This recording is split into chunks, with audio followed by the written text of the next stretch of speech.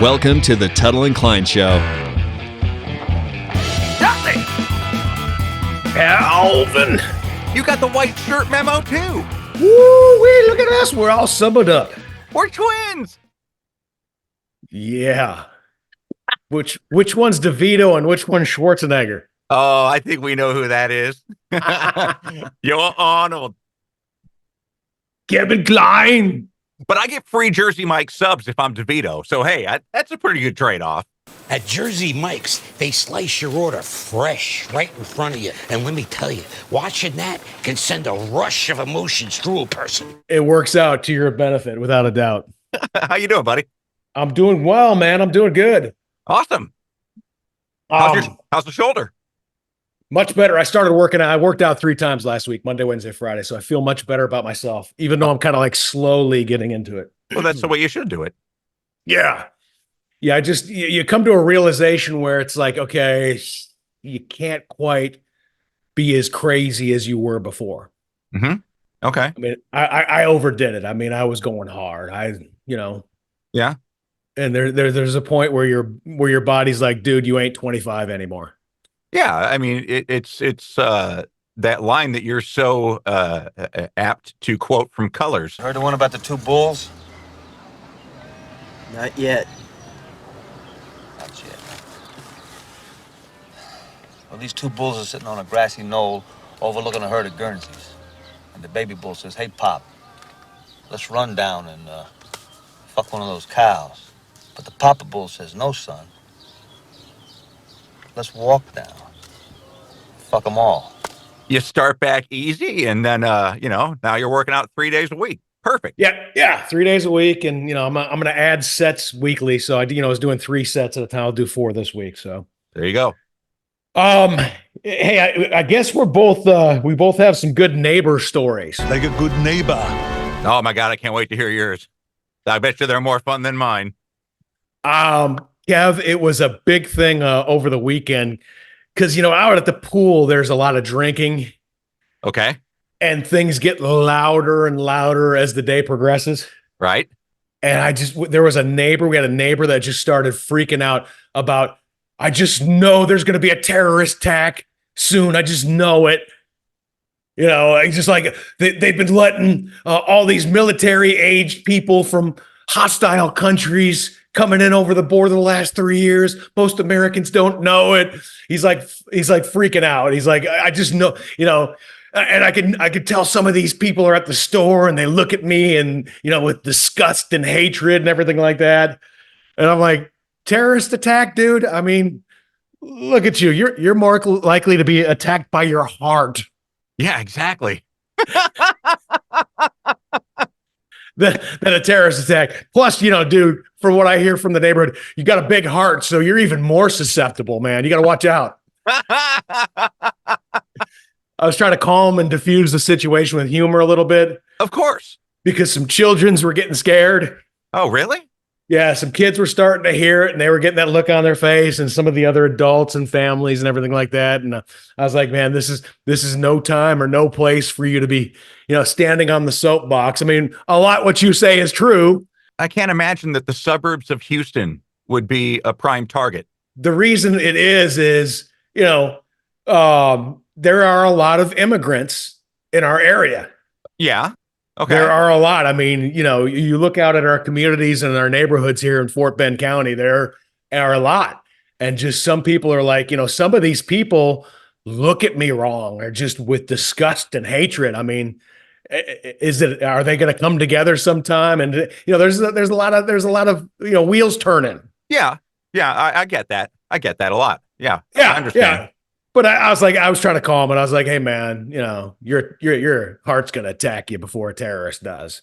So just calm down there. But, and then some other guy, a neighbor heard that and was like, heart attack. Hey, I just want to give you guys a heads up. I have a defibrillator at my place. Really? Yeah. He goes, just let me know, just let me know. And he was giving people his number. Wow. He's serious. Yeah, he's like, hey, I know how to use it. I got the paddles. I'll help you out and everything like that. And I was like, whoa, okay. So I can see why you just ate 4 hot dogs and 2 hard-boiled eggs. You don't care. Exactly. Could you defibrillate yourself though? Yeah, I guess so. Okay. Or his wife is just sitting there who's rolling her eyes, and on her fourth White Claw is I guess she's assigned to it. Yeah, they probably used it for different reasons than medical purposes. Yeah, exactly. Break out the toy, honey. Clear. Yeah, clear. That's funny, but yeah, that was the big the big neighborhood hubbub at the pool this weekend. How old was this guy that was freaking out? Late 30s. Really? Boy, that is just way too young to be stressing. Yeah, I was like, yeah, dude, you got so much other shit that should be on your mind rather than that. But it's the world we're in now. I mean, it's chaos. It is. And headlines and everything like that people read, it's just freak out. Where if you really just look at things, I mean, yeah, inflation sucks and shit costs a lot of money now. Mm-hmm. But nothing really comes and hits home to you. You know, is your life really like that different? You know what I'm saying? I know exactly what you're saying. I talk about it in the Fuzzy Mike episode this week. Yeah. Yeah. We let too much bother us. We really do. We really do. You know, and we've talked about this so many times on our 16, 17 episodes of the Fuzzy Mike.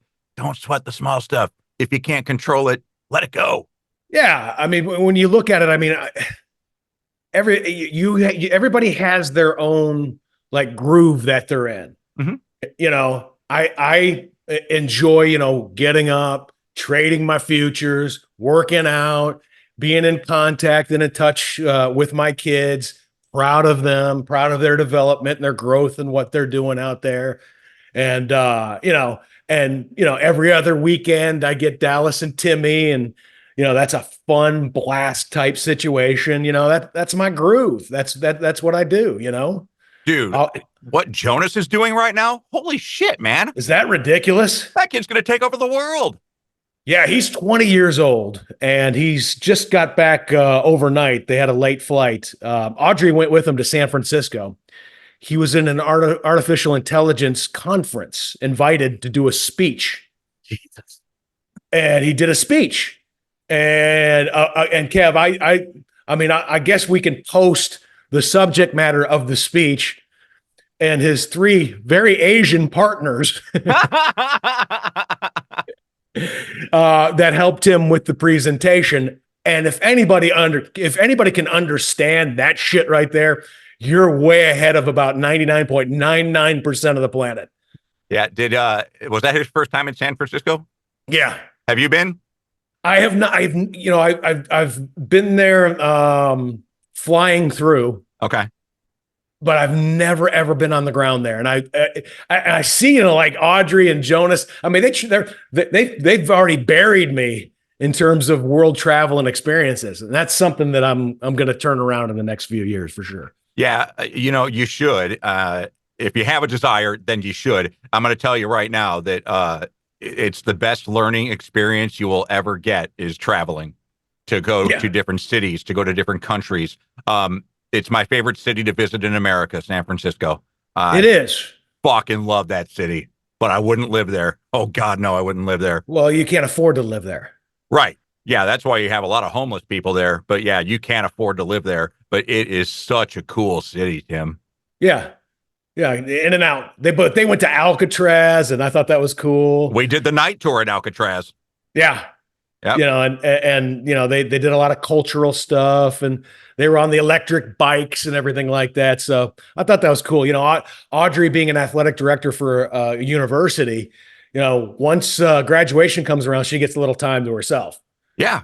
Yeah. That's why she's going to different places like Costa Rica, and now she went to San Francisco. Yeah.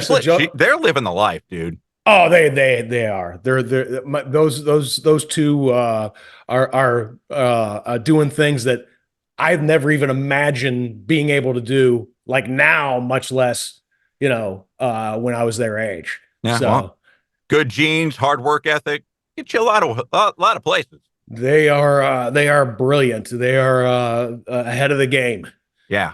That's why I always was okay with kids being whiners, kids being entitlement people, kids complaining about stuff, kids being shiftless and lazy, because my kids are going to kick their ass.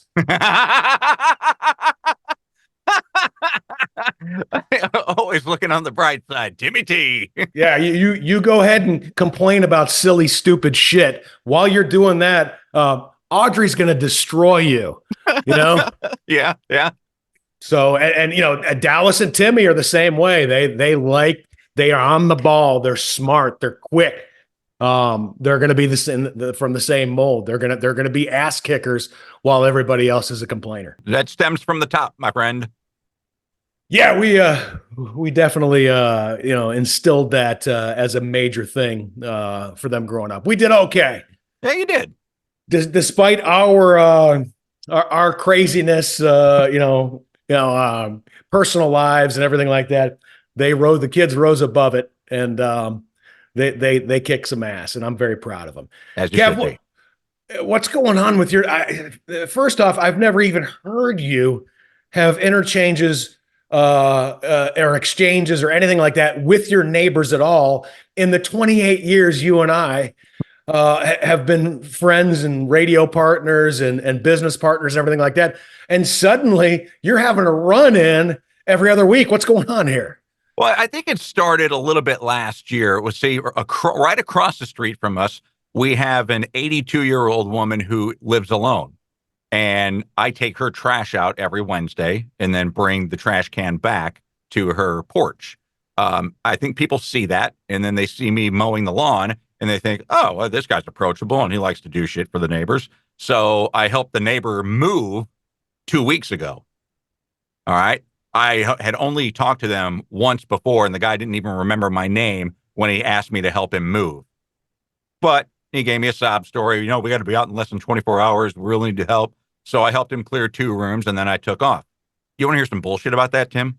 Wait. Hold on. So you've actually escalated into a moving situation? I helped him and his wife move out of their house. Kev. What? I wouldn't even ask you to move me because I'd be afraid of what your answer is. What is going on here? Well, they were in a desperate situation because they're lazy fucks and they had 30 days to get out of their house, and they waited until the last 24 hours to start packing and moving. Oh my God. Now here's the shit, Tim. And tell me that you wouldn't hire this real estate agent in the future. The real estate agent of the people who bought the house, they were there at 4:00 when they were supposed to move in with their U-Haul truck. The other people weren't out yet. She hired movers out of her commission. The buyer's agent hired movers out of her commission to move these fucks out of their house. That's unbelievable, man. Isn't it though? That is so that Kev, I do not understand. Again, that is a lot of that. I'm the center of the universe. Mm-hmm. Everybody else is a 2-dimensional cardboard cutout that drops to the ground whenever I leave the room. That's that sociopath narcissist shit. Yeah. So, and the guy was laid off for 8 weeks leading up to this, and he didn't do anything, and so I have movers regret now that they were so lazy. And I would not, Kev, I would have walked in there, looked around and go, are you fucking kidding me? Fuck you. And walked out because they're not your neighbors anymore. Yeah, very true. I'd be like, hey, I got to go take a dump. They don't want you to take a dump there. Right. I'll be right back. Never. Yeah. Well, he wanted me to help on Saturday and we were already out of town. But when we came back, we turned off our car lights to pull into our own driveway so he wouldn't notice that we were pulling in. Kev, that is just awful, man. I'm so sorry you went through that. Oh, that's okay. It gets better. Wait, there's more? Oh, yeah. Wednesday and Thursday of this past week, the neighbor saw me. He saw me mowing our lawn, and he's like, hey, didn't you say you have a brush hog? I'm like, yeah, I do. No. He said, can you mow our field here with your brush hog? He goes, I'll pay you. I'm like, okay. Well, Tim, I didn't know how big the field was. And my brush hog is just a walk behind with a 42-inch deck. How many miles do you think I walked mowing this field? 10? Over 2 days. 12. I wish it was 10 or 12. Try 25.75 miles. You did a marathon. I mowed a fucking marathon. Wow. Why, dude? Why do you do that, though? Why don't you just go, hey, man, I didn't know it was this much. I'm not doing this shit. Hire somebody. I didn't know. I thought, you know what? It's just straight lines. I can get this. No, dude. There's a hill that it was down. I didn't even see that part. Kev, we have talked many years about rules of engagement with neighbors. You just don't engage. I try not to. None. Head down. And you have so many different options now, Kev. You got earbuds, you got AirPods. I don't see or hear anything. I don't know what you're talking about. I walk straight from my car right into my house. If somebody's knocking on the door, yeah, sure. Growing up, when we were little kids in the late 70s and early 80s, when somebody knocked on the door, it was a neat thing. Everybody would run out and go, oh my God, who's here? Who's here? Now it's not that way. Now it's like, who the fuck is here? It was comedian Sebastian Maniscalco has a great riff on that. 20 years ago, your doorbell rang. That was a happy moment in your house. It's called company. Be sitting there on a Thursday night watching TV. Your doorbell rang, the whole family shot off the couch. Oh my God! Put the lights on, somebody's here! We got people! Nobody looked to see who it was. Right? You just opened up the door, you were like, oh my God, look at that.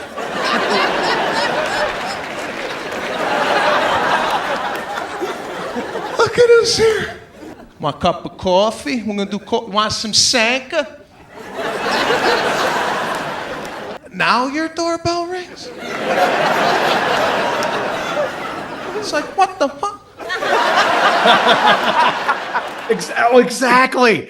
And I can remember my mom doing that too. Well, I just brewed a coffee there. Okay, so come on in. Yep. And it was like, and next thing you know, you got like 8 neighbors in your house. That's right. And it comes out of nowhere. And that was just the way the shit was done back in the late 70s and 80s. Now it's like, I don't want anybody crossing that threshold. Get down. Nobody crosses that threshold. Seriously, man. I mean, I don't answer doors. I'm cordial if we catch eye contact. Hey, how's it going, man? Yeah. How's it going, man? But that's it. Yeah. I just, it's incredibly ballsy of these neighbors to ask me this, without really knowing me. How much did you get paid for the marathon? I'm grateful that he paid me anything, but how much would you have paid? Oh my God. At least $100. Oh, okay. Yeah. The going rate for mowing, almost 5.5 acres walking is between $750 and $1,000. Whoa. Yeah. To mow it with a mower, a riding mower, is between $250 and $450. I got $200. Oh, wow. $8 an hour. Fuck him, dude. But do you say anything? No, I just say, hope you like it. I see. That's where you and I differ. I would speak. What would you say? I would never have been in that position in the first place. Okay. I would have been like, nah, it's an extensive job. I'm retired now. I mean, you're retired. Yeah. I choose not to. I just choose not to. Nothing personal, man. I wish you the best on it. There are all kinds of different services. Really quick, all you have to do is Google, extensive mowing, blah blah blah. In your zip code, and a bunch will pop up, and somebody who's paid to do this shit will do this shit. But I'm not going to do that for you. Yeah. Wow. I mean, asking you to do a 25.7 mile walk while mowing, Kev. That's like him saying, hey, I got some paint in my garage. Can you paint my whole fucking house? I would turn that down. Exactly. Yeah. That would be a hard no. Kev, you need to come back to Texas, man. Come on. You can come back to Houston. I could. You'd love that, wouldn't you? That'd be all right. I mean, I wouldn't hang out that much. we could do some podcasts like same room podcasts, here and there, but yeah, Yeah, it's not hanging going to out. change. It's not going to change like how 26 of our 28 years have been together, where it's like later. Yeah, the whole running joke was when I retired, I was gonna live right next to Tim, and I was just gonna ride by his house every day and wave to him when he's on the porch, and he's gonna pull out his shotgun. Yeah, yeah. Yeah, Kev, I remember, and I remember, initially we did a lot of shit together. We like carpooled and everything like that. And Oh, dude, we were inseparable the first 4 years. yeah, and then it was a back-to-back thing on Kevin's part. First off, he decided one day, I'm not gonna carpool anymore. I'm driving separate. Yeah, the reason that happened was because I met Chelsea and I was going to the hospital every day after work. I think you said it was because you can't handle my road rage anymore. Well, there were times. There were times. Yeah. You're gonna get me shot, man. I mean, who always gets killed in a road rage? It's always shotgun, man. That's right. It's always the passenger. It's always the bastard. Although there were times where I longed to hear, "Look, kids, it's the North American asshole." Explain that, because that was always funny to me. Oh, like when somebody was a terrible driver, they'd cut you off or do something stupid, and then you pass them. You got the kids or you in the car or whoever. You always go, "Hey, look, everybody!" As we're passing them, it's the North American assholeless motherfuckers. Like, we're identifying a species and stuff. Yeah, exactly. And I would do some different ones every time. Yeah, that was always fun. Yeah. But you just okay, and then I was like, okay, well, he's got his own thing now. He wants to drive, and that's cool. And then the one I really remember makes me laugh is we were talking on the air one time about little yippy dogs. And I specifically said, man, I don't like those dogs, man. They annoy me, little yippers. Not a week or two later, Kevin Klein gets yip and yap. A couple Pomeranians. Yep, 2 little Poms. So I'm like, okay, message received. That idea was spawned when we were working together in Nashville, because the lady who lived below us in the apartment, every day at 5:15 when she got home from work, she would walk the dogs, and there were 2 little Pomeranians, and they yipped and yapped and spun around and jumped. And I was like, man, that would be cool to come home to every day. So that's why we got Pomeranians. Okay, all right. I mean, my favorite dog breed's a GSD, German Shepherd dog. I like how you're spinning these things so they have no reflection on me whatsoever. Those are the real reasons. Oh, come on. No, It's okay. seriously. Yeah. Trust me. After all these years, there's one thing that I know about me. I can be a little much.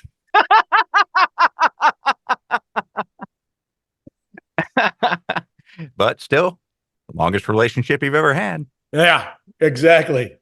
Hey, Kev, I got this crazy direct message from somebody I didn't even know and hadn't even spoken to in decades. And I didn't even know they were watching or listening to the podcast. It was somebody that I was an altar boy with 6th, 7th, and 8th grade. Oh, geez, that's years ago. Yeah, I didn't even know. I mean, we were pretty tight back in the day, and I didn't even know this person was listening or even like knew of my existence anymore. But him and I, we would always volunteer to do the extra jobs because you actually get paid cash, like the funerals and the weddings and everything like that.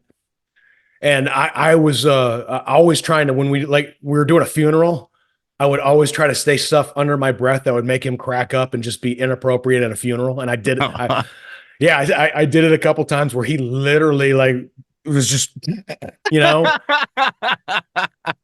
I know kids are kids. Stupid. Yeah, well, it was fun for you.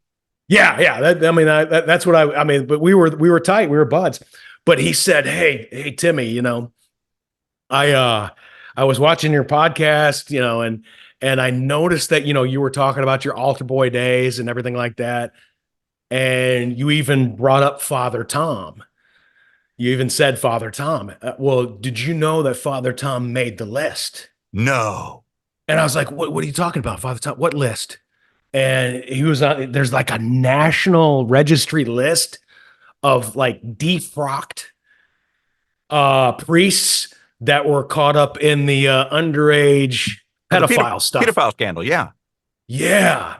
And I was shocked because Father Tom was the last dude that I would ever imagine would be that guy. I mean, I had like 3 or 4 fathers that, you know, when I went to school and when I went to church and everything like that, that I would put ahead of him in regards to fiddling with giblets. Right. So I was stunned. And, you know, because I really liked the guy. I mean, he was the best. I mean, he was the best priest that we ever had. Wow. Like he was kind and warm and nice and everything like that. And Same things they said about Bundy. Well, yeah, exactly. Oh, he's so handsome. Uh-huh. He's so handsome. He'll fucking kill you. So did your friend get fiddled? No, apparently it was just one like 16 or 15 or 16-year-old before he moved to our parish. Oh, okay. All right. And that's all they got on him. Because usually, you know, not only do they have the defrock pedophile list, but they have the number of victims and their ages and everything like that. Oh, shit. Can you maybe explain this to me? Because we're both Catholic. I just have never understood this. When a priest becomes a priest, they take a vow to remain celibate all their life. So Jesus doesn't want them having relations with women, but what, he's okay with them doing kids? No, Kev, it's just, you know, in all walks of life, there are bad people. There's bad plumbers. There's bad radio people. I'm probably one of them. You know, there's bad lawyers, well, every politician pretty much. But there's just bad people in every vocation. Yeah. And when you have a vocation where, you know, sex is so verboten and forbidden. Yeah. You know, and they're you know, they're not even supposed to have any at all in any way. Heck, you can't even masturbate in the Catholic Church. You know what I'm saying? I know what you're saying. I was born and raised Catholic. That's just unnatural for a human. And I'm not trying to rationalize. No, I know. Yeah. I'm just saying that you create these situations. Yeah. Can you imagine the first priest to approach another priest? Hey, I was reading the dogma and I found a loophole.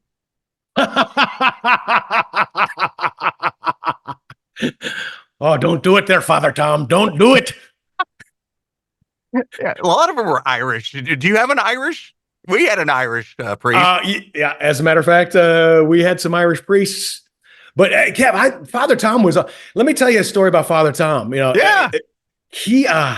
We had a basketball team. You know, we're a Catholic school, and basketball's big and everything like that. 6th, 7th, and 8th grade team. And you know, I just started for the first time playing basketball in 6th grade. Up to that point, I was pretty much exclusively a baseball player, a little soccer. And I started getting good, you know, at basketball. And, you know, I was the starter, the guy and everything like that. Well, when I would go and shoot free throws, I would, before every free throw, you know, because I'm a good Catholic boy, altar boy, I would do a sign of the cross. Uh-huh.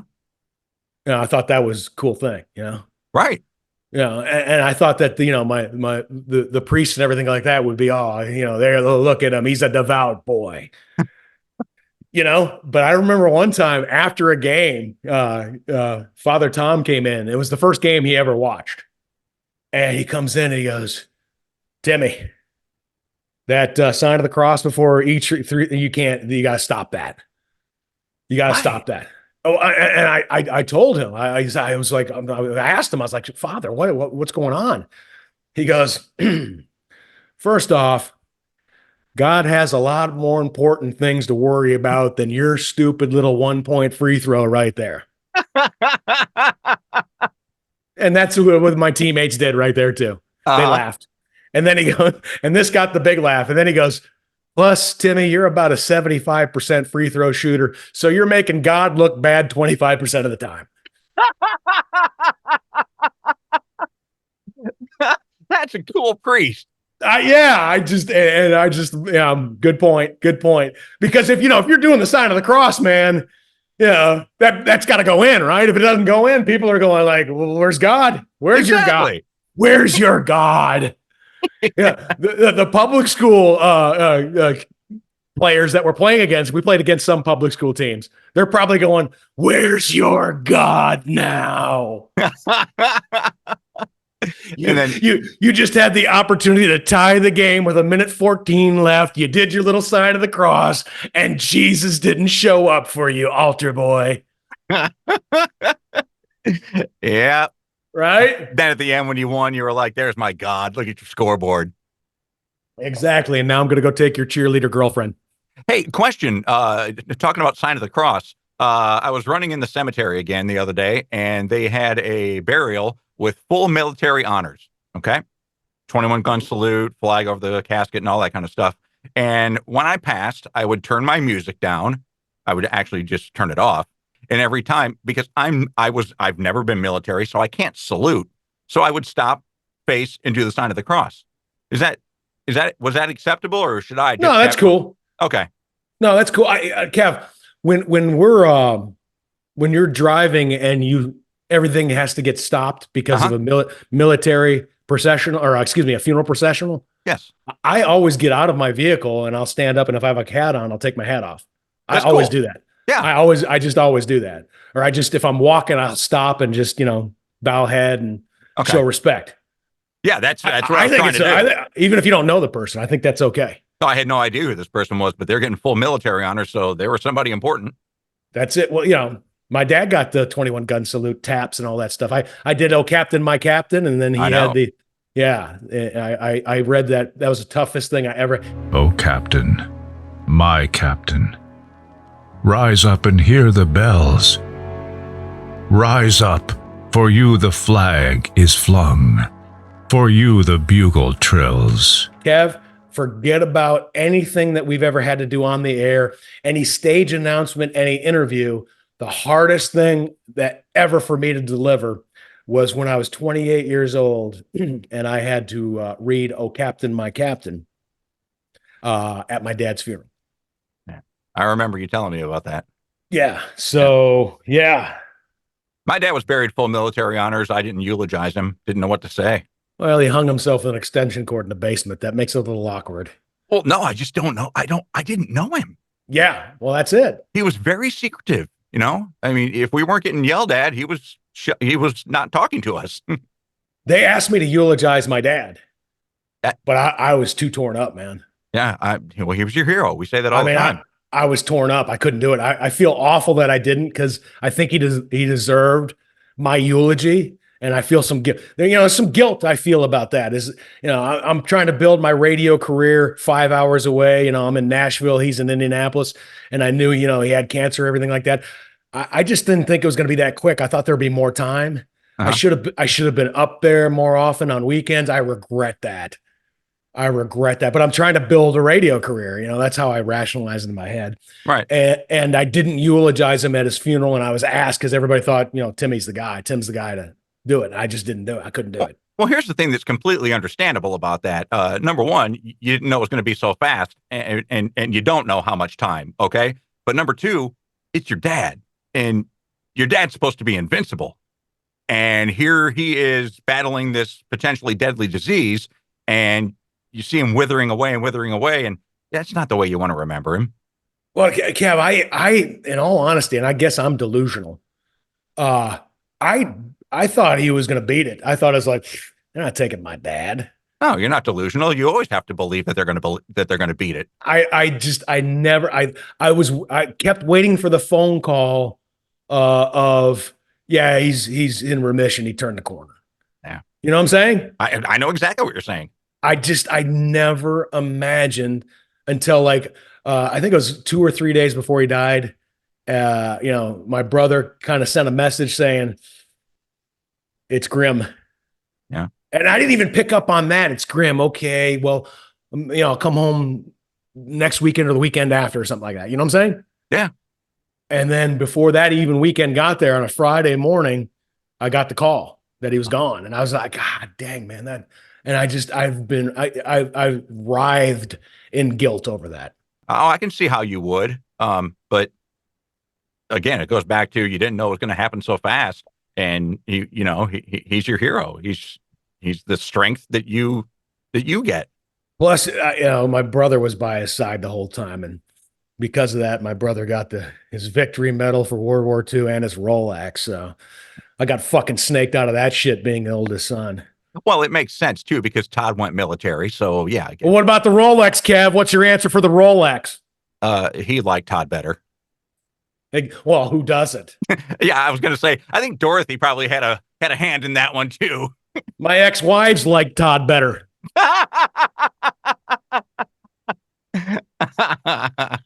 Todd's the greatest. Todd is pretty damn cool. What was your rabbit hole for the week? What did you get caught in last week? It was a lengthy rabbit hole, and it's not the most pleasant of rabbit holes to get in.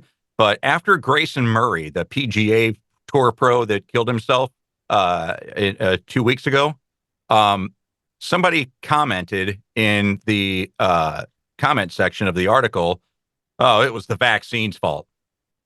Well, I wanted to find out, and this is what the Fuzzy Mike is about this week. I wanted to find out the validity of that comment. So what I did was I started studying suicide rates going all the way back to 1900, just to see how those compare to today. So I spent 8 hours looking at suicide rates and methods and, oh yeah, I know, right? Okay, well, and your conclusion, what was your synopsis?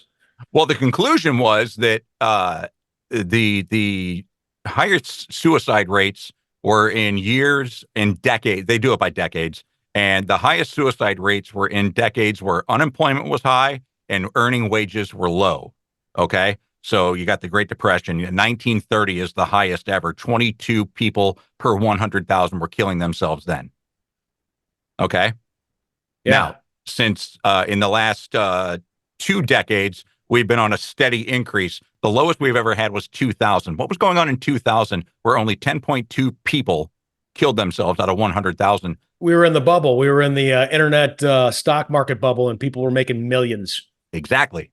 So the dot-coms and all that. Yeah. Yes, exactly. So we're at 14.2 now, which is just slightly above 14.1. And then in 2019, when the vaccine first came out, we were at 13.8. So we're seeing a little increase, but nothing like what we saw in the Great Depression, nothing like what we saw in the 1900s. The vaccine has nothing to do with suicide. The vaccine deaths, that's murder. That's genocide. Okay. Yeah, people don't take the vaccine. Well, I hate my life now. I'm ready to end it all. I'm so tired of everything. Let me go over to Walgreens and get the COVID vaccine. That's not a suicide method.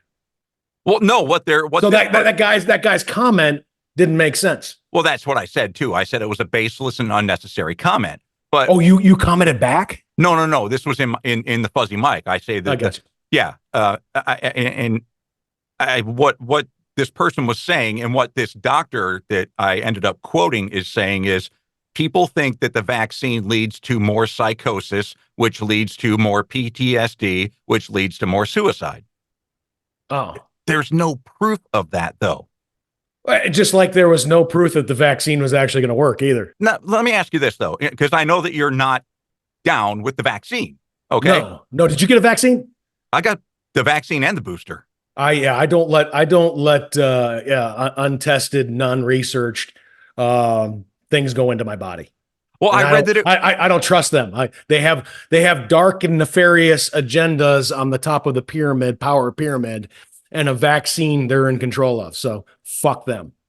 Well, but I did read that they did test for psychosis and they still continue to monitor that. Now, do you believe anything you read? Well, that's what I said in the thing. Who do you believe and who do you not believe? You don't. Kevin, everything's politicized. There's so many conspiracies out there now. Everybody's lying to you. And even the shit that you see like in the comments, a lot of that is bots. Yeah. Trying to sway opinion and push. You can't trust anything. And now they have deep fakes where they can take your voice and your image and make you say things that you never said. I mean, you can't trust anything anymore. Right. Nothing. But where do you get the answers? You don't. I mean, you don't. Your intuition should be able to tell you when things are right or wrong. You're an intelligent individual. You're aware that, okay, these people have an agenda. These people have an agenda. The people that wrote that, the people that broadcast that, they have an agenda. You know, you should be you take that whole cocktail and just get a gut feel. Well, here was my conclusion. Okay. My conclusion was that my dad in 2005 killed himself. He's the latest person in his line of the family to do it, and the 4 people before him did it. Okay. That's well before the COVID vaccine. Now, I have been diagnosed with chronic suicidality, which means I think about it every day. Do you really? What? You think about suicide every day? Every day. Every day. Yeah. Every day. Tim, it doesn't matter what is going on. I mean, the smallest thing can upset me. And I think that, well, it's always an option. You have the greatest life now, man. So did Robin Williams. So did Grayson Murray. I know. So did Stan Van Gundy's wife. Just don't do that shit.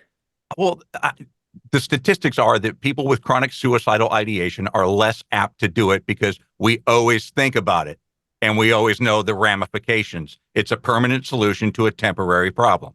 Okay. But here's the thing. I had the vaccine. I had the booster. I'm chronic suicidality. I'm depressed. I have imposter syndrome. It's a paralyzing condition. I'm still here. Wouldn't I be the poster boy for vaccine suicide? One would think. There you go. So that's my conclusion. Yeah. I don't know how right or wrong it is, but and you jumped into an 8-hour rabbit hole. Yeah. Yep. Wow. I feel embarrassed. My rabbit hole. I just started binge watching The Office. Did you? That's something we've never watched. Is it good? It is so good, Kevin. I mean, you're a big fan of the mockumentaries like Best in Show and Guffman and all of that. The Office is brilliant. I mean, the characters are brilliant. The actors, I mean, their riffing, their chemistry, their rapport. I mean, I even got to the point where I was looking up their bloopers on YouTube. Oh, I bet those are great. Oh my God, they're awesome. They're incredible. You know, people who are like enemies on the show, like Rainn Wilson and Krasinski, Jim and Dwight Schrute. They're best of buddies behind the scenes. You can tell from the bloopers. I am all about Pilates. Okay, there are 4 tenets I live by. 1, lengthen. 2, elongate. I can do that. All right, guys, I think we all. I'll tell you what. It's not even just about strength. I love when that happens. I love when they're not faking it, like in Suits. Guys, focus. They're like best friends off screen, and it really made for a great chemistry on screen. So that's probably why the in The Office they have such great rapport. Yeah, like you and I would be able to make a killer mockumentary. Oh, I think so. Put us in any scenario, and just give us an outline of where you want the scene to go, and we would nail it. Well, shit, that's what we do here. You give an outline every week of what the topics are out there on the table, and we just riff. My mother-in-law can't believe this isn't scripted. She thinks it's scripted? No, she's just like, I can't believe that you guys are so witty, so quick, so talented, and so comfortable with each other that you guys don't have to write any of this down. Let me talk to your mother-in-law real quick. What's her name? Carol. Your son-in-law and I are way too fucking lazy to script things. How true is that? That would be a nightmare, dude. Holy crap, man. Yeah. That would be a nightmare. That's all it is a little bullet. You get the bullet points. That's all we have. That's it. These are the topics we're going to talk about there if we get to them. If we even get to them. Most of the times we don't even get to half of them. Yeah, because like what you just did with binge watching The Office, we just binge watched the first 2 seasons of The Mayor of Kingstown with Jeremy Renner. Have you seen it?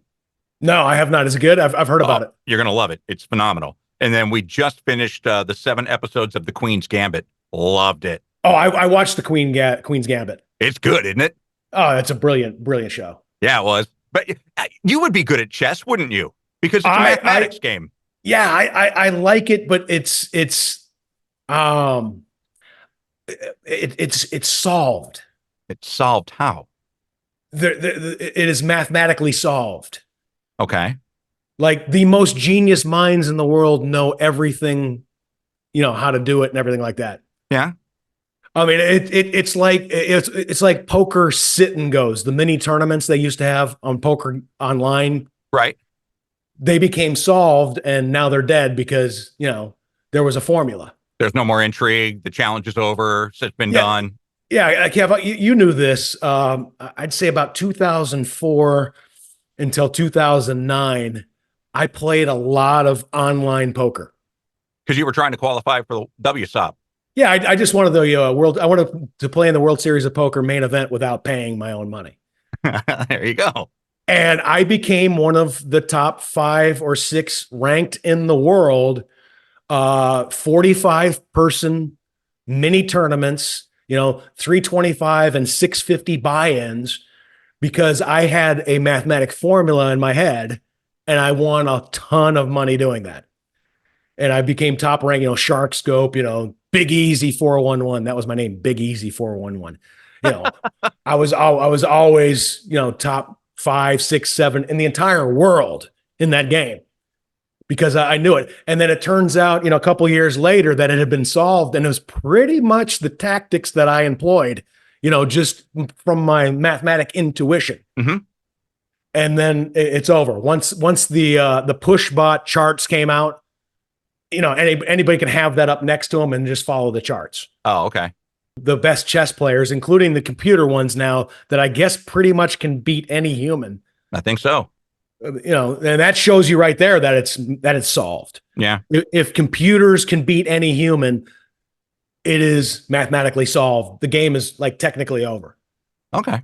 Like even the Rubik's Cube. I mean, if you're interested in knowing the pattern, you can solve that too. Yeah, people are solving it in 3 seconds now. Because there's a pattern. Sandy, station 10. Sandy.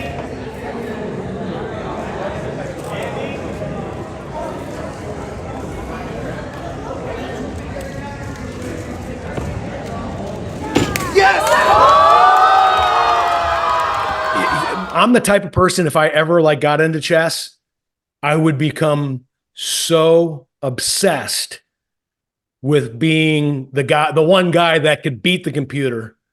You know what I'm saying? That it would completely take over my life. So I fear chess. Well, remember in the Queen's Gambit, chess did completely take over her life.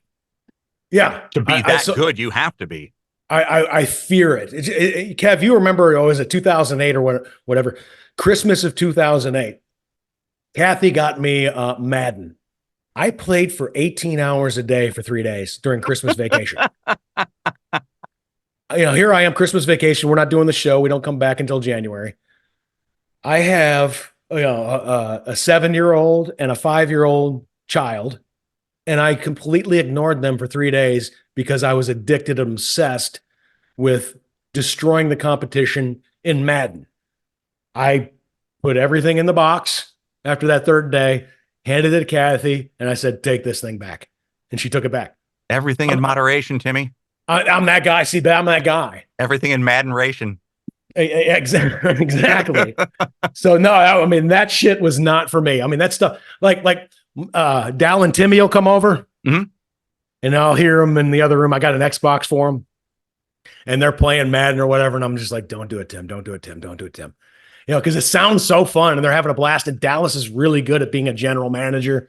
Because now Madden isn't just playing; it's the whole scope of the franchise. Being a general manager, making player moves and everything like that. And I hear him talking in there, and he's gotten really good at it. And I just don't do it, Tim. Don't do it, Tim. Well, that's why he was able to break down the draft as adeptly Oh my as God. he did. He was so good at that. He was so fuck Mel Kiper, man. My son Dallas destroys Mel Kiper. There you go. And yeah, so Kev, I had I got them the Nintendo Switch for this TV right here. That's the one where you play sports with the wand and everything like that. Yeah. And after I got that for them 2 Christmases ago, I took them home, and then it's just me and that box is there.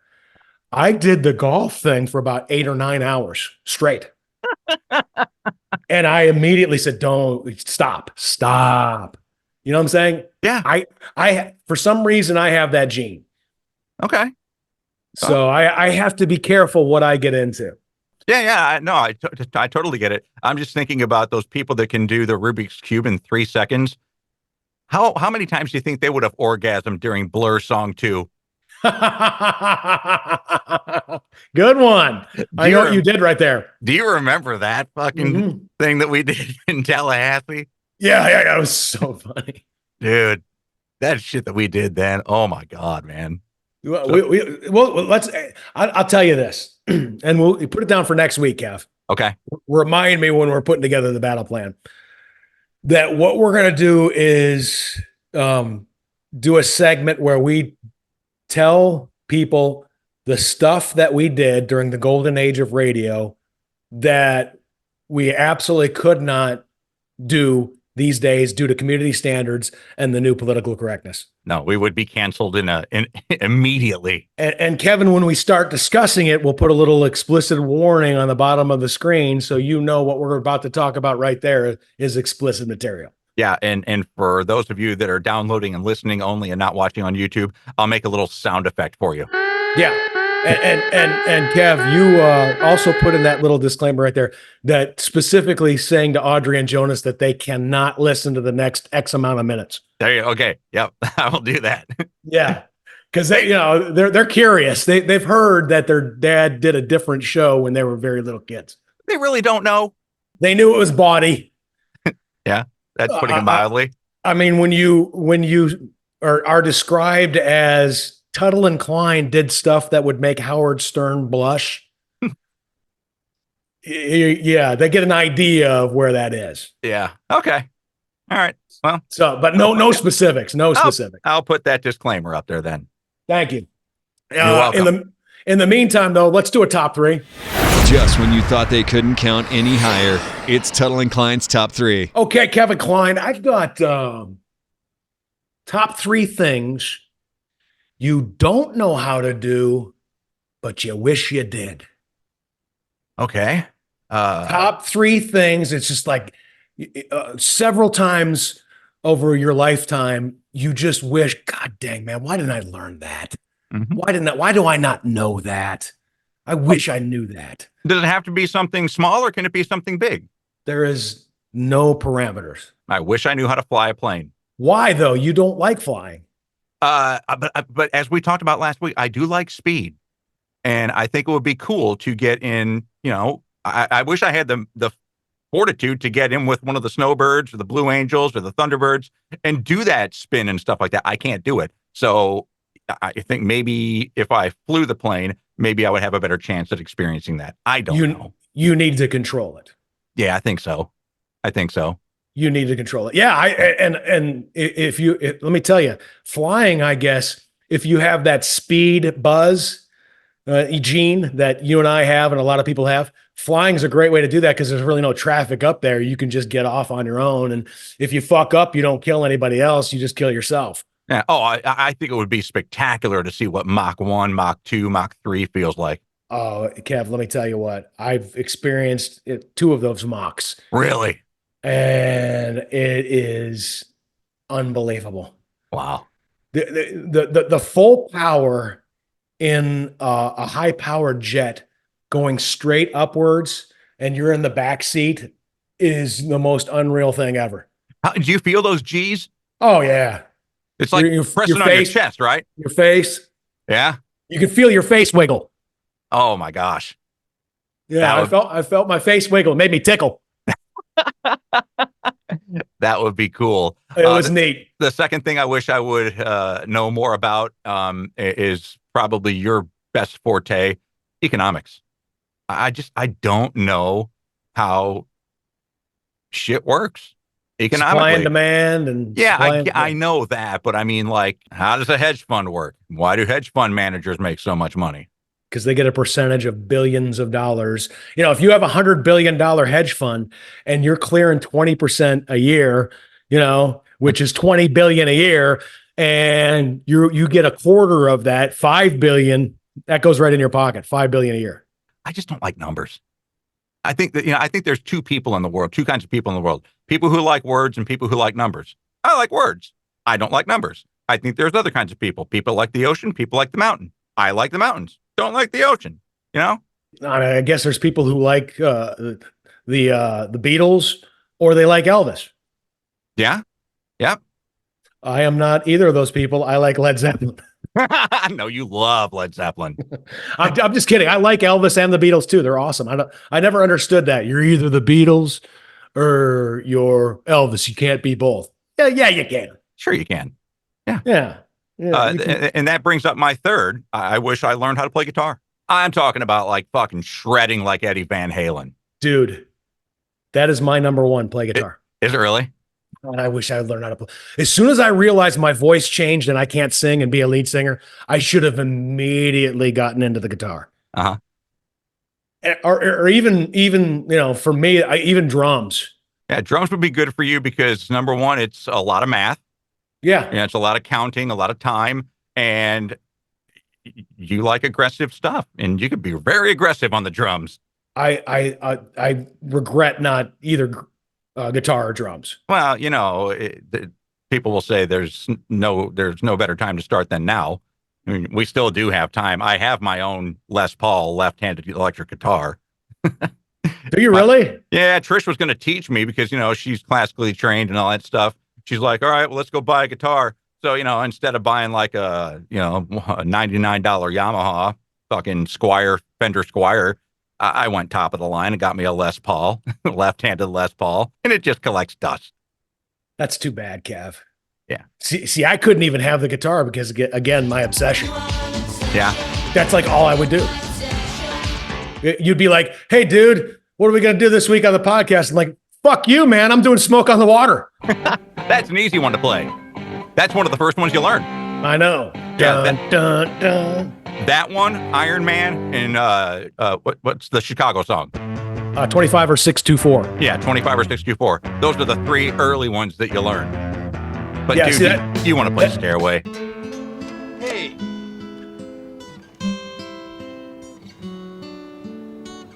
No stairway. Denied. I gotta admit, one of the reasons, I was like, hey, why don't you live in Houston, is your wife can shred. Yeah. And I probably would buy a guitar, come over and say, Trish, I don't give a fuck what you're doing for the next few hours. You're going to teach me how to play guitar. And she would immediately go, why did we move back here? No, she'd be able to do it. And I believe that she would help you more than she would help me because, number one, I'm not patient. Number two, I play left-handed. She plays regular right-handed. That's annoying. Yeah. Yeah. So that's annoying. It's like with Jonas with golf. He's a lefty. Oh, really? And I just didn't know what to tell him. Well, you could tell him what my grandpa told me. You're going to play fucking right or you're not going to play at all. Exactly. Phil Mickelson is a natural right-hander, but he went to left hand because he would just mirror what his dad was doing. There you go. They would stand next to each other and he would just do the same thing with his left. Uh-huh. Which was brilliant. I mean, because if you're right arm dominant and that's your lead arm, that's actually the way to do it. If I had to do it all over again, I would have been a lefty. I wish I would have taken, the typing and keyboarding class more seriously. Uh-huh. Because I never really learned how to properly type and keyboard. And I've had so many ideas and scripts and screenplays and everything, even books and novels in my head that I haven't been able to get out on paper until now with the whole audio to text. So, I mean, I remember the class. I mean, I sat right in between two beautiful women. I mean, beautiful women, one to the right, one to the left. And I was so distracted. Yeah. If you really look at it, my entire downfall in my life has been a beautiful woman and my weakness for them. Dating all the way back to high school. Oh, even before then, man. Okay. I mean, even before then, I was just an idiot, just absolutely an idiot. So I wish I knew that. But now with audio to text, I really don't need to. I get it. And my third one is car engine work. Oh, that's a good one. Save yourself a lot of money. Yeah, I would just love to like rebuild a 68 Chevelle or something like that. Oh, that's a beautiful car. God, is that a car? That's Put a one up muscle there. car. Put one up there. An American muscle car right there. 68, 69 Chevelle, Chevy Chevelle. Oh, are you kidding me? Look at that fucking thing right there. God. Yeah, when I was 16, the guy across the street from us, he used to tinker with cars, and he refurbished a 1969 Chevelle Super Sport, and it was black with gold stripes down the hood. And he was going to sell it to me for $3,500. My dad said, no, now that thing will be worth a pretty penny. Oh my God, Kevin Klein. Wouldn't that be great? Yeah. Mm-hmm. I love that car. I would, yeah, someday, I'm gonna get me one of those. Are you going to work on it yourself? You could YouTube it. Again, I can't. Yeah. That's an extensive YouTube. It's a 48-hour file. I guess you could break it down piece to piece, Sure piece you by can. piece. Yeah. Yeah. Who knows? But I wish I'd have known more.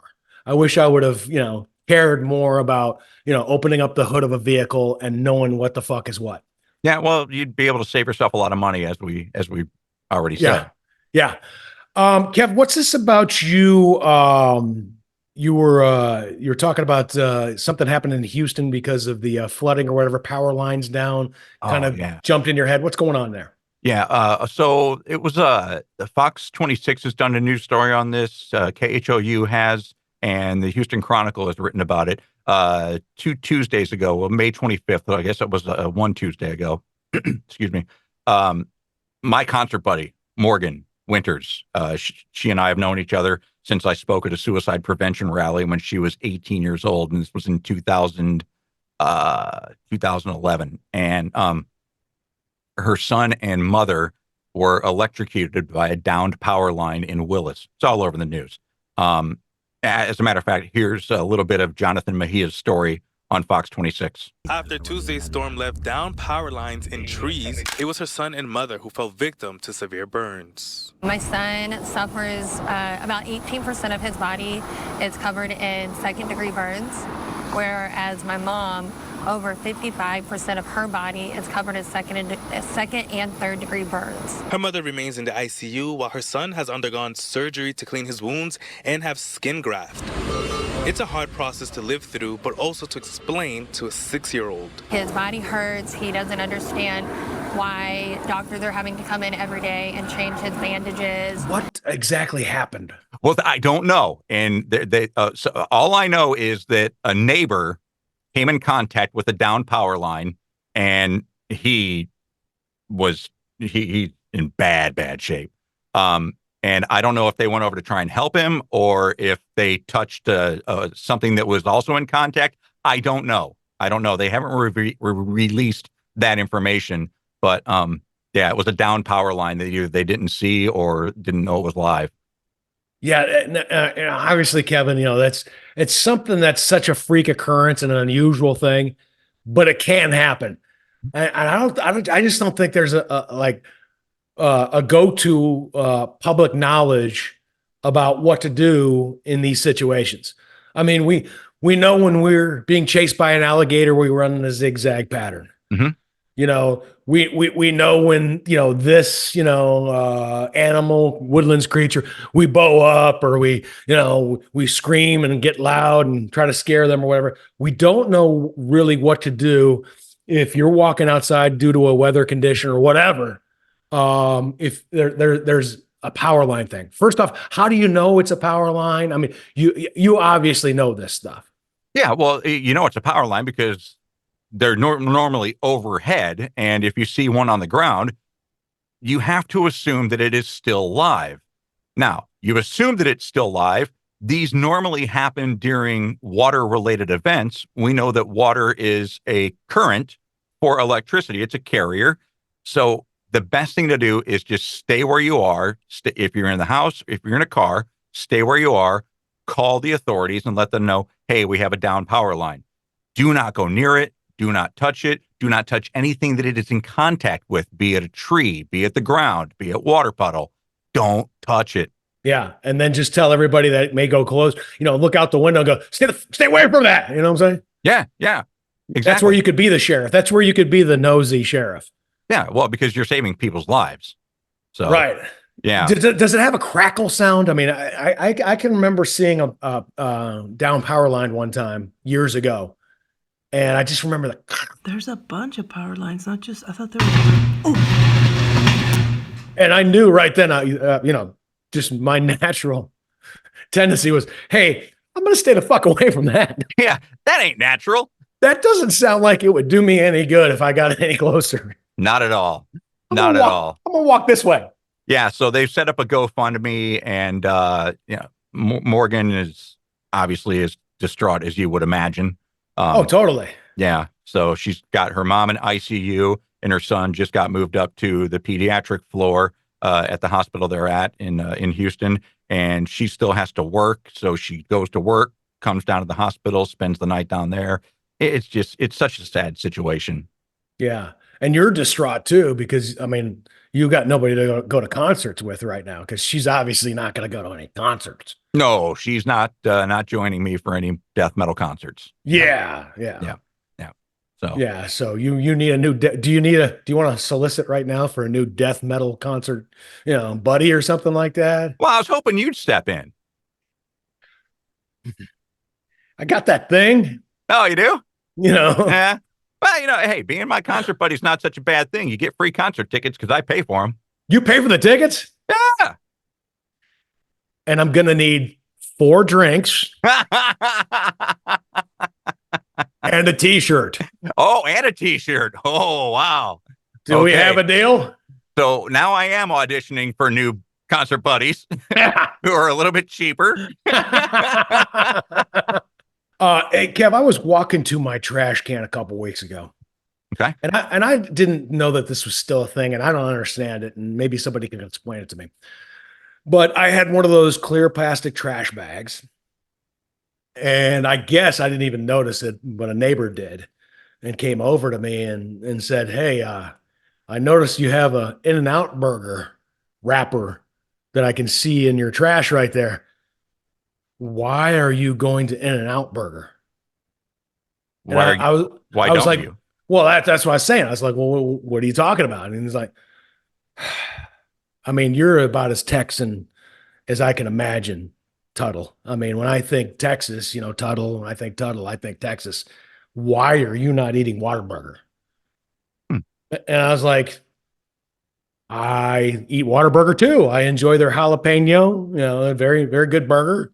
I like that too. And for some reason, there's this, if you do not have Whataburger and have In-N-Out, and I guess Five Guys is under that umbrella too, because that's an out-of-state burger, right? That you are not being true to the Republic of Texas. Yeah, you just hit the nail on the head. They're out-of-state burgers. I mean, there is nothing more, as far as fast food burgers go, there is nothing more Texas than Whataburger, okay?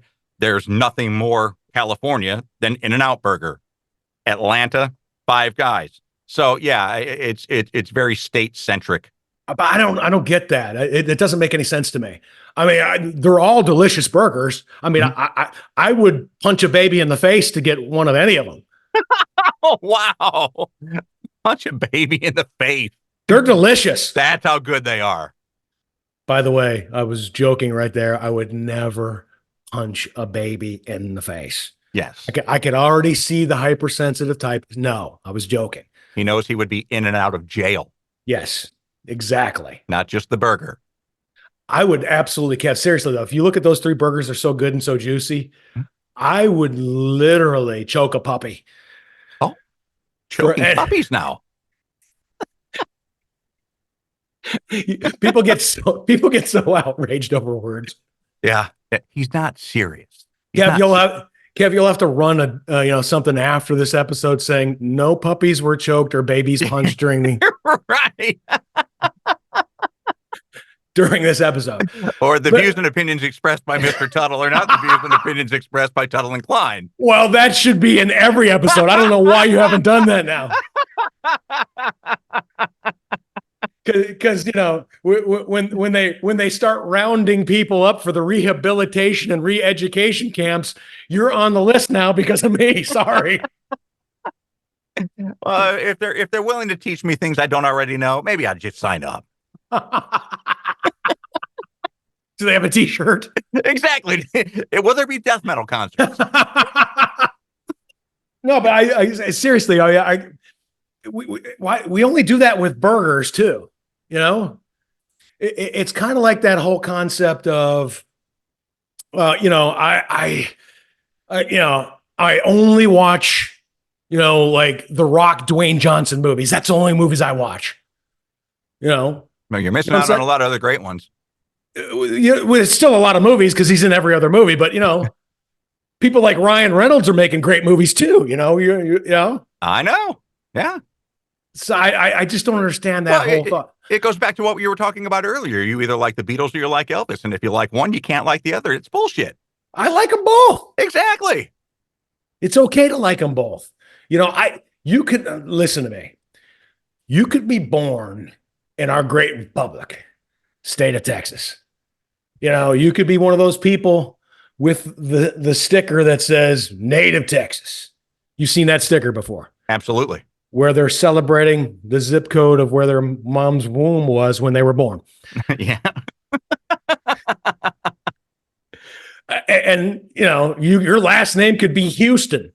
Your last name could be Crockett, whatever. It's okay to eat an In-N-Out burger. It's okay. Well, and the other thing that you could have just said was it was a one-time thing. Everybody's been raving about it. I had to try it just to see how it compares to Whataburger. No comparison. No, Kev, could have done that. Kev, I like the In-N-Out burger. It's not as good. Five Guys is a better burger, though. Five Guys is the best burger. What makes it better? I don't know. Oh, okay. I don't know. I don't know what it is. The Five Guys is my favorite burger. The best fast food burger I ever had, and I don't even know if they make it anymore, was the Hatch Chili Burger from Whataburger. Freaking that's love a great, that. That's a great burger. Hey, Kev, and I love Whataburger too. Mm-hmm. I literally have this feeling that so many of our podcast listeners and viewers just are like, what are you talking? It's all about Whataburger. Yeah, I love Whataburger, but I like other stuff too. It's okay to like other stuff. You know what I'm That's saying? how you expand your knowledge. That's how you expand your palate. Yeah, I mean, I like mint chocolate chip ice cream, but I'll also have some butter pecan. I know. Yes. Okay. I'm the same way. I have favorites, but I'll expand every once in a while. Exactly. Thank you. Yeah, you're very welcome, sir. We have Whataburger here in Springfield now. And see, that's a thing too. Is like you're so Texas centric with the Whataburger. They're not as Texas centric as they used to be. They're all over the place now. Exactly right. Exactly right. The ones in Missouri, 90% of them are owned by Patrick Mahomes. Are they really? Yeah. Well, that was his favorite place to eat when he was a Texas Tech Red Raider, and he's now $500 million net worth, and he's diversified his portfolio, and he's become a majority owner in all of the Whataburgers in Missouri. Now, Kev, that would lead a lot of people watching this podcast or listening to this podcast to think, well, they probably only give franchises to people with Texas roots. It could very well be. I don't know. That could. Yeah, that's funny. Yeah, I would like to apply for some franchises and for some Whataburger. All right, you ready for your Texas Tech, son? Or Texas test, son? How Texas are you? That's right. You sound like one of them Californians. Californians. Well, and also though, I can buy Whataburger ketchup at Walmart now. Exactly, anywhere in the country. I buy the spicy ketchup. So good. It's the best. Yeah, buddy. I even put that on my chicken sometimes. I put that on everything. Do you? Yes, I do. It's that damn good. It is good. And I know that the label says, for your fries or your burgers or whatever, but I'm just like, I put it on my chicken. And if you have a Whataburger spicy ketchup, police force, I mean, I'd imagine they're going to knock down the door sometime and bust me for that. But until then, it's going right on the chicken, buddy. Until then, he's a rebel. Exactly. He's a rebel. He eats Five Guys and In-N-Out Burger. And put spicy ketchup on his chicken. He's so crazy. We better watch this guy. Yes, indeed. All right, Kevin Klein, this has been a blast. Do we have anything else going on? No, I don't believe we do have anything else going on. When do you start shooting your TV show? It's been backed up a little bit. Everything is by ear now. Okay. So I'll let you know. Okay. Okay. There's been some production issues. What do you have on this week's Fuzzy Mike podcast? You alluded to it earlier. Yeah, we basically talked about it already, but it's about my new diagnosis of imposter syndrome, and then we talk about the Grayson Murray suicide, Stan Van Gundy's wife Kim's suicide, and we go into depth for suicide rates back all the way to 1900. Not a very entertaining episode, but Trish watched it last night, and she said it is very enlightening. Kev, imposter syndrome. Yeah. So that's where you feel like you don't deserve what has happened for you or to you. All basically the layman's breakdown of it is all external measurements of success have been met. Internally, you feel like you're a fraud. Really? I know exactly where it started from. I know I can trace it to the exact moment. And yeah, no, I talk about, I would love to get back into radio. I don't think I'm good enough anymore. Why do you say that? Because I've been out too long. Don't know if I'd be good enough. Dude, radio's riding a bike, man. Yeah. If you heard some of the talent out there now, you'd be like, "Oh, really?" Oh no, I have. I've heard some of the talent out there now, and yeah, no, it's a sad state of affairs in the radio industry across America right now. But yeah. I'd also like to do something special for my 55th birthday. I'd like to do a special run. I'm about 10% committed, which means I won't do it, and I'm 100% positive that if I did try to do it, I wouldn't complete it. So that's imposter syndrome. Do they have a pill for that one?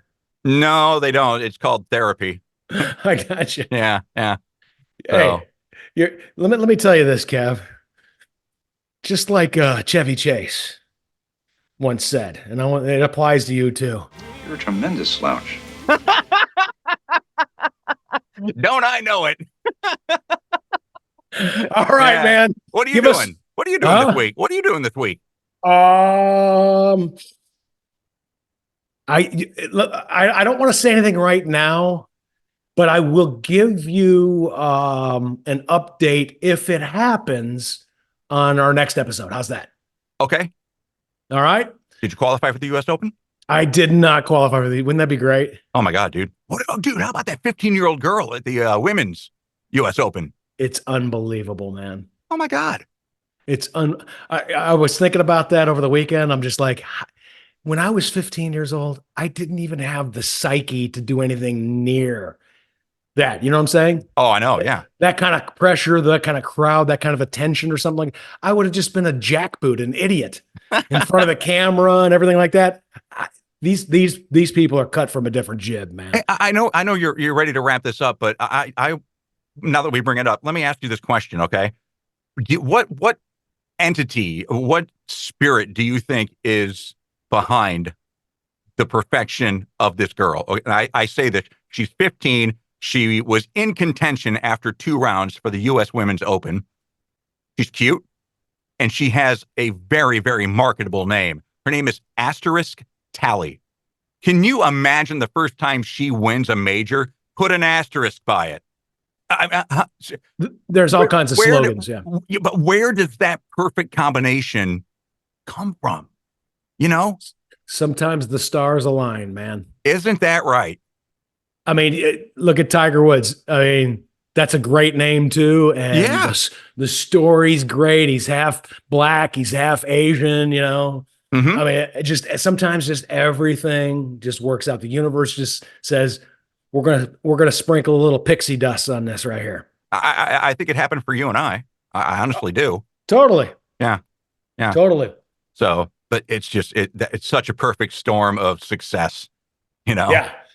Now you got the thing you got to watch out for is can she continue it? Because we've heard these stories of these Uber kids before, and they fizzled out. Mm-hmm. In reading articles and listening to interviews with her, I think she does have the stuff. Now that you've finished your first U.S. Women's Open, how awesome has this entire experience been? It's crazy. Nothing like I imagined before. I imagined it being like super fun, but it was even better than I thought. Even with the bad round in there, I still had the time of my life yesterday and today, and it was still such a fun week. Yeah. Okay. She'll be interesting to watch. Really will be. Yep. All right, brother. Hey, make sure you like, follow, download, subscribe, give us a rating. Check out our merch. It's so cool. Look at the color coordination and the logos on our merch right there. Please buy our stuff. Go to the Tuttle and Klein Facebook. And Kevin Klein, you have yourself an outstanding week. You do the same, buddy. And I will see you next week. That's it for this episode of the Tuttle and Klein Show. See you this Wednesday for an all-new episode. Also, you can catch Tuttle on TV. He is a handsome man. And you can get more Klein on his podcast, The Fuzzy Mike, with new episodes on Tuesday. Stay fuzzy, friends. And thanks for listening to the Tuttle and Klein Show. Yo. All right, take the yo out.